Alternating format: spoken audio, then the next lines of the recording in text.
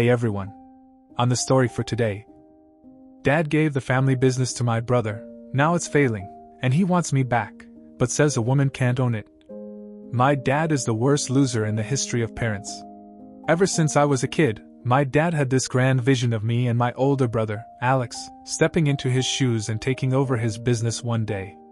To him, his work wasn't just a job or a source of income, it was a legacy, something to be protected and passed down through the generations like a family heirloom. It was a source of pride, an extension of his identity, and he made sure we understood that from a young age. Despite being the youngest, I felt an intense desire to follow in his footsteps, partly because I admired him and partly because he made it seem like this was the path we were destined to walk. Summers in our household weren't filled with lazy days at the pool or trips to amusement parks like they were for my friends. Instead, they were spent immersed in the world of my dad's business. Whether it was interning, running errands, or handling small tasks, he found ways to involve us. Sometimes, we'd even end up doing mundane jobs like sorting files, cleaning up inventory, or shadowing his meetings. He was determined to teach us everything he could. He believed in hands-on learning and that these experiences would prepare us for the future, instilling values like discipline and work ethic along the way. When my brother finally graduated from college, it felt like a monumental milestone for our family. We had all been eagerly anticipating his return to our hometown, where the next logical step, at least according to family expectations, would be for him to join my dad's business. It wasn't just a career path for him, it was practically an inheritance, a legacy that my dad had spent decades building and nurturing. Naturally, we assumed my brother would happily step into those shoes without question. But it turned out my brother had decided he didn't want to take over the family business after all. Instead, he announced that he had accepted a job in a city, far away from us, working at some IT company. He would be moving there with his girlfriend, who also had found a job there. This news hit my parents' heart. I remember the sheer disbelief on their faces, as if someone had just told them the sun wasn't going to rise the next day. My dad, especially, was beyond furious. He took my brother's decision as a personal affront, as if it were a betrayal of the highest order. Over the next few days, he ranted incessantly, "He's not my son anymore," Dad shouted more than once to Mom while pacing around the room with clenched fists. To him, my brother's choice wasn't just about rejecting the business, it was about rejecting him, his values, and everything he had worked for. Mom, on the other hand, refused to believe my brother could make this decision all on his own and instead placed the blame squarely on his girlfriend. According to her, it had to be his crazy girlfriend and her manipulative ideas, which had pulled him away from the family. She painted my brother as some sort of a helpless victim of his girlfriend's plot, saying things like, "If it weren't for that girl, he would have come back to us." Anyway, my parents continued to pressure and guilt my brother to change his mind. As a result, after weeks of arguing with him, he decided to cut off all contact with us. Calls went unanswered, texts unacknowledged, and any attempt to reach out was met with silence. It was devastating for my parents, who oscillated between anger, grief, and denial. With my brother gone, suddenly, all the weight of the family legacy was placed squarely on my shoulders. My dad, who had been so consumed by his anger and disappointment in my brother, seemed determined to make sure I wouldn't betray him in the same way. He tightened his grip on me, dictating every aspect of my life. I became his other son, as he would always put it, the one who would inherit his business and fulfill his dreams since my brother had failed. I'm a girl. Yet in my dad's eyes, he treated me like his son, which was very confusing. At first, I didn't let his attitude bother me. I even found some pride in the fact that he believed in me, in his own way. But over the years, I began to see how warped and toxic his expectations were. His idea of grooming me to be the heir to his legacy involved stripping away any trace of femininity. He discouraged, no, outright forbade me from wearing anything pink. He insisted I keep my hair short, saying it made me look more like the son he wished I could be. I was not allowed to paint my nails or put on makeup. Looking back, I realize how deeply misogynistic his thinking was. He didn't see me as an individual or as his daughter. He saw me as a vessel to carry on his ambitions. When I finally graduated with a business degree, my parents were very proud. I had worked incredibly hard during college, and my efforts paid off when I landed a fantastic job all on my own merit. I thought maybe I could convince my parents to let me work at the job I had secured for a few years before helping with their business. But my dad, being as controlling as ever, refused to let me follow the career I had worked hard for. He insisted that I give it all up and join his business immediately. He argued that he didn't want me to work under anyone else except him. Reluctantly, I did as he asked. I left behind my dream job and stepped into the role he had envisioned for me. For years, I slaved away under his watchful eye. Working for my dad was an all-consuming commitment. My days started early, with me logging hours of work, juggling client calls, and attending endless meetings. By the time I made it home at night, I was utterly drained, only to repeat the cycle the next day. The workload wasn't just physically exhausting, it was mentally and emotionally draining too. My dad was a notorious workaholic, and his expectations of me were sky-high. Anything less than perfection was unacceptable. For 6 long years, my personal life completely disappeared. I had no time for friends, no time for dating, and certainly no time for myself. My world revolved around the business and meeting my dad's demands. It wasn't just that I had no life outside of work, it was that I wasn't allowed to have one. To him, anything that distracted me from the business was a waste of time, and he would forbid me from pursuing it. Then, one evening, out of the blue, my brother Alex showed up on our doorstep. We hadn't seen him in years. Despite everything that had happened to him, I couldn't help but feel a surge of happiness to have him back. He was my brother, after all, and a part of me had missed him terribly. After settling down, Alex told us why he had been out of touch for so long. He started to apologize profusely to our parents, saying he had genuinely believed that leaving home to take up his IT job felt like the right decision for him at the time.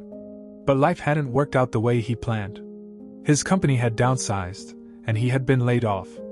To make matters worse, his girlfriend, the one my mom had spent years blaming for his absence, had left him for someone else after he lost his job. With no job, no girlfriend, and nowhere else to turn, Alex had decided to come back home. Seeing his sorry state, my parents immediately forgave him. They were overjoyed to have their golden son back, conveniently brushing aside all the years of anger and disappointment. It was as if they had been waiting for this moment all along, ready to welcome him back with open arms the moment he returned. My dad kept telling Alex how happy he was to have his son back home and couldn't wait for him to join the business. When Alex finally started working with us, it became quickly clear that he had a lot to learn. My brother had no leadership qualities or any knowledge in business.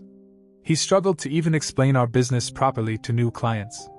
However, Dad encouraged him to continue making mistakes and learn, and I was the one tasked with bringing my brother up to speed.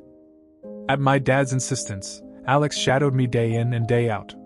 I became his mentor, teaching him everything my dad had drilled into me over the years, as well as the additional knowledge I had gained through my own hard-earned experience. It wasn't easy, but I did it anyway. Then, just 4 months after my brother's return, my dad had a sudden heart attack. Thankfully, we managed to get him to the hospital in time, and he survived, but the doctors firmly informed us that at his age, he needed to cut down on stress, work less, and prioritize his health more. If he doesn't do this, then he won't live long. This was a terrifying wake-up call for all of us. Mom was very shaken up about losing Dad and begged him to finally take a step back from the business and focus on himself. Eventually, my dad agreed. He called a family meeting to announce that he would officially retire and hand over the reins of the business. At that moment, I felt a bit sad at the thought of no longer working side by side with my dad, but I was also excited to finally take over the business and help it reach new heights. After all those years of relentless hard work, pouring my heart and soul into the business, I believed this was my moment.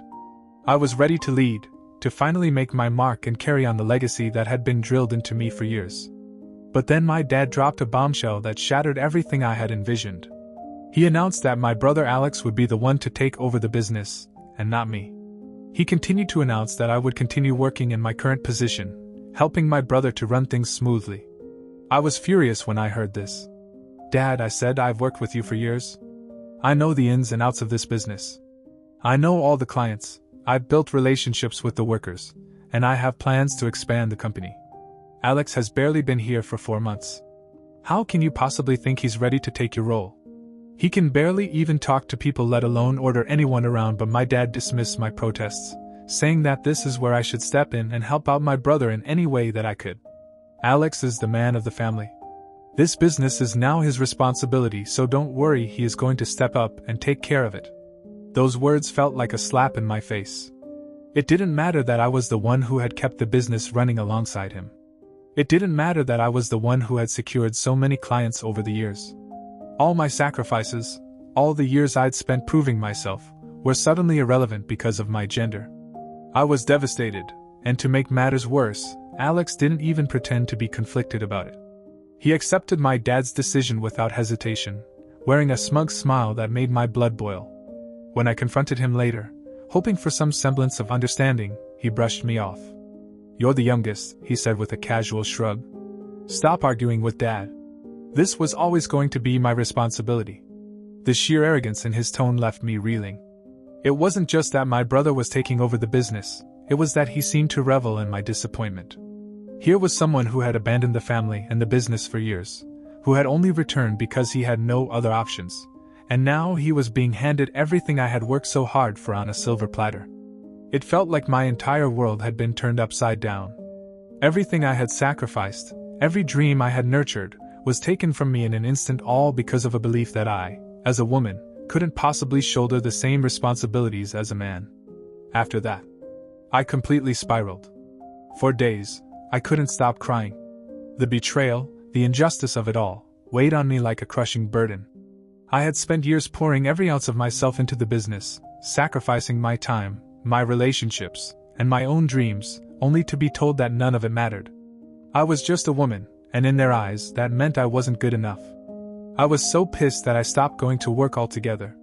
I couldn't bear to face my brother or my dad, pretending everything was fine when inside. I felt like I was falling apart. I started drinking not because I enjoyed it, but because it was the only way to numb the pain and feel something other than the relentless ache of betrayal. I'd sit alone in my apartment, staring at the walls, wondering how things could have gone so wrong. To make matters worse, my parents didn't see my reaction as valid. They dismissed my pain as an overreaction, treating it as if I were being immature and unreasonable. "It's the right decision," they kept telling me. My dad even had the nerve to tell me that if I took over his business, clients might not feel comfortable with a woman running such a large and prestigious company. Ultimately, I reached a breaking point. I realized that I couldn't stay in that environment any longer, constantly fighting for approval that would never come. If they thought my brother was the perfect candidate, then fine, they could have him. I was done trying to earn my dad's respect or live up to my parents' impossible standards. I made the decision to not only leave the business but also that town for good. When I handed in my resignation, my dad reacted exactly as I expected. He yelled at me, his face red with anger, accusing me of abandoning the family at a critical time in the business. He demanded to know how I could possibly walk away when my brother needed my help to transition into the role. My mom's reaction was equally harsh, if not worse. She threatened me, saying that if I left, she and Dad would never consider me as their daughter again. Her words cut deep, but by that point, I was so exhausted, so utterly drained that even her threats couldn't stop me. I had spent too many years bending over backward to meet their expectations, and I finally realized it was time to live for myself. With all the money I had earned and saved over the years, I packed up my things and moved far away. I left behind the business, my parents, and the suffocating rules they had imposed on my life. It's been almost a year now since I left my parents' business, and I can confidently say it's been the best decision I've ever made for myself. For the first time in what feels like forever, I wake up each day without the crushing weight of expectations, the fear of being criticized for every little mistake, or the suffocating need to constantly prove myself. There's no one hovering over me, lecturing me, or forcing me to be someone I'm not. I've let my hair grow out and wear whatever I want, without my dad's incessant comments about looking too girly. I've also started therapy. Slowly but surely, I'm working on healing the wounds left by years of emotional neglect and control. I've made friends, real friends who support me and accept me for who I am. On top of that, I'm in a loving and fulfilling relationship with my boyfriend, John. He's kind and understanding, and he's everything I could have hoped for. For the first time in my life, I feel like I'm truly living. So, when my dad called yesterday, I didn't even think about answering. Since the day I walked out, my parents have kept their word. They haven't contacted me. My brother occasionally sends me texts, filled with guilt-tripping remarks about how difficult it is for him to handle the business alone, or how I've made my parents sad after abandoning them, but beyond that, there's been complete silence from their end.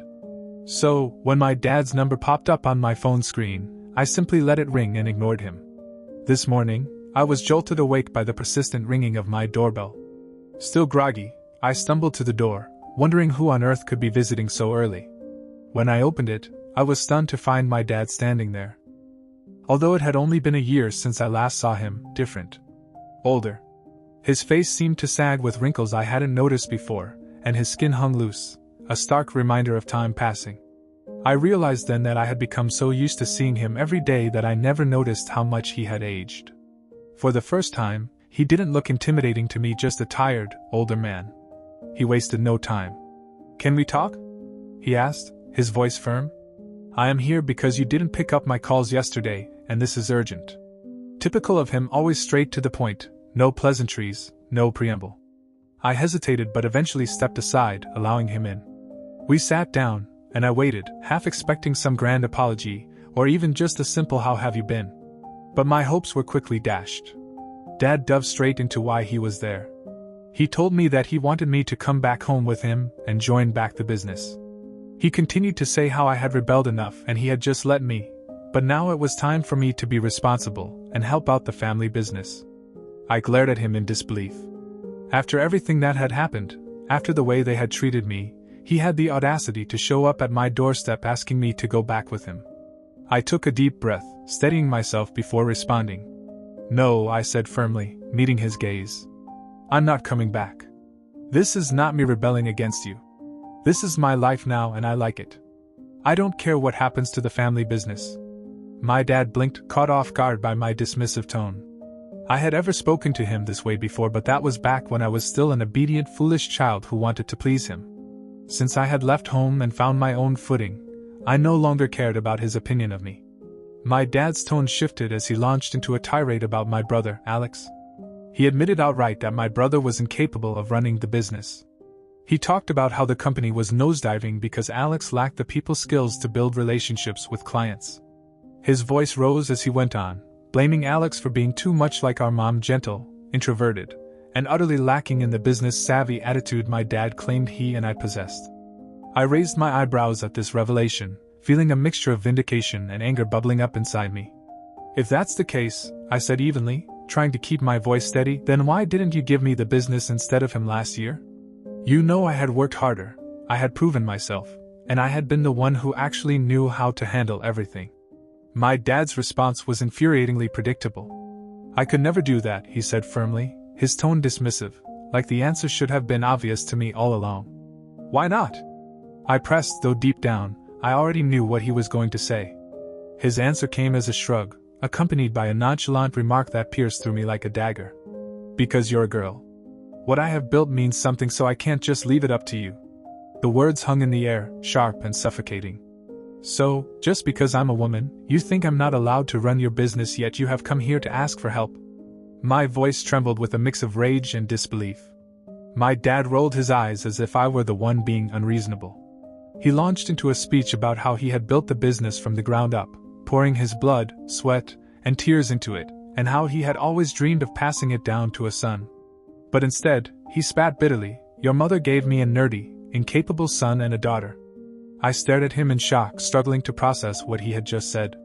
He continued, oblivious to the damage his words were causing. "I never wanted a daughter," he admitted bluntly, his eyes fixed on mine. "But watching you over the years changed my mind. You're more like me than Alex ever was. I'm proud of you for that," but he trailed off, shaking his head. "Even with everything you've done, I could never die knowing that I let my business be run by a woman." As if this wasn't enough, my dad even shifted the blame entirely onto my mom, muttering bitterly about how he wished she had given birth to 2 sons instead of me. He looked so disappointed that it broke my heart to see my own father demeaning me this way, as if I were a mistake. As if my very existence were something to regret. He sat there in my living room, spewing the same old misogynistic garbage I had always heard, and then had the nerve to try and smooth it over with money. "I can't give you the business," he said matter-of-factly. "But I'd be willing to offer you a very high salary to make up for everything. That's the best I can do." The audacity of this man, my father, to show up uninvited at my doorstep, asking for my help after everything he'd said and done, while still clinging to his archaic ideas about my gender and blaming my mother for his perceived misfortune. I couldn't believe it. I took a deep breath, steadying myself, and met his gaze. You have repeatedly hurt me by demeaning me and my gender, I said slowly, my voice steady despite the storm raging inside me. I'm not your backup plan. I'm not going to fix the mess you created when you handed the business to Alex. You made that choice all on your own. If you regret it now, I don't care. You have to live with it. I don't know why you came to see me after all this time, but I am done arguing with you. I want you to get out of my house. He looked at me in disbelief. Get out! I shouted again, my hand gesturing toward the open door, before I lose my temper even more. However, he doubled down, his voice rising in indignation. You're disrespecting me, he spat. I'm your father, and as your parent, I have every right to ask this of you. You owe it to us. I don't owe you anything, I said firmly, my voice unwavering. I already gave 6 years of my life to that pathetic business, and it got me nowhere. Now I am finally free. I have a job now, a real job that makes me happy. I'm done with your manipulation, your control, and your toxic views on women.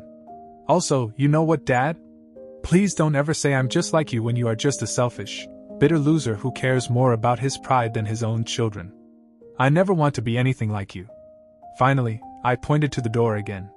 Now get out of my house, I said coldly. I shut the door on his face as he continued to yell at me from outside. It was the first time I had ever stood up to my dad, and my hands were trembling.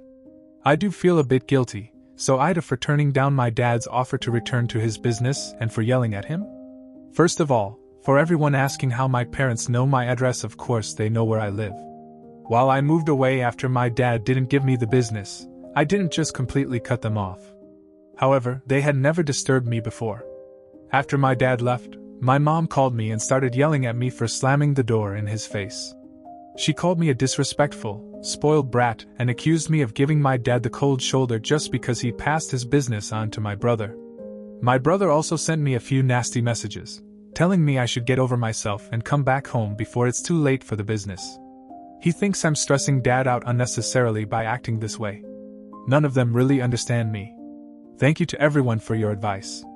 It truly means a lot to me, and I'm grateful to anyone who has taken the time to comment on my post. Now, for the update, I took everyone's advice and burst my mother's bubble by sending her a clip of what exactly my dad had told me the day he came to visit.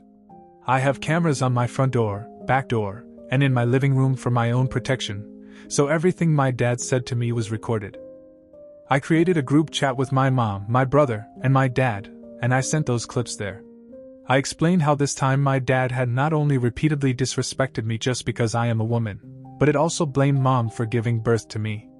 I revealed how he wished he had 2 sons instead of 1. I also pointed out how he didn't even respect my brother's work, simply because my brother was more like my mom, and how much he hated him. I wanted Mom and my brother, who supported my dad so blindly, to see the truth about him. I then left the group and blocked all of them.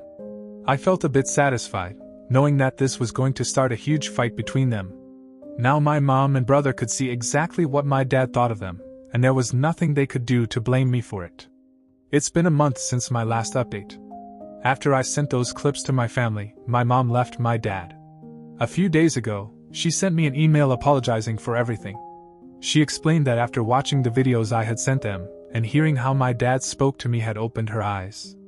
She admitted that she had always tried to justify my dad's behavior, but after seeing the way he talked about me, her, and my brother, she felt repulsed by him. Apparently, ever since then, had been fighting a lot, and when Dad kept refusing to apologize to anyone, my mom decided to leave him for good. In the email, my brother had cried after watching the video, especially hearing how Dad had basically emasculated him. My brother is also leaving the business, and has given Dad a month to find a replacement for him.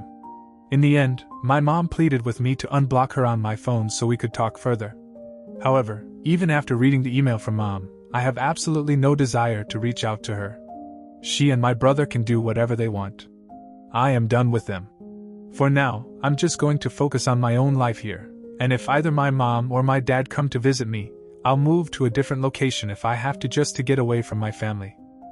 Well folks, that will be all for today. I hope you enjoyed today's video. Don't forget to like, comment and subscribe. Stay safe everyone.